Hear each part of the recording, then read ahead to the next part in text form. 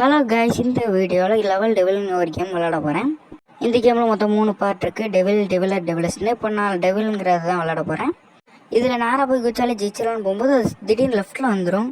பயத்தில் குதிச்சு போயிடுவேன். இந்த ரவுண்டு பேர் ஸ்பைக்ஸ். இதில் லெஃப்ட்டில் தான் குதிக்கணும். லெஃப்ட்டில் குதிச்சா அது லெஃப்ட்டில் வந்துடும், அந்த முள்ளுமா இருக்கிறது. சரின்னு ரைட்டில் குதிச்சா இன்னொன்று வந்து அடிச்சிடும்.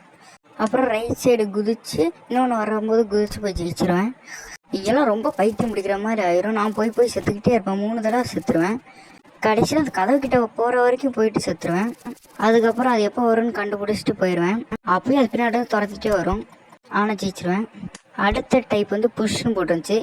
இதில் நேராக போய் ஜம்ப் பண்ணலாம் போவேன். ஒரு இது கீழே தள்ளி விட பார்க்கும். ஆனால் இப்படியோ பயத்தில் குதிச்சு வந்துடுவேன்.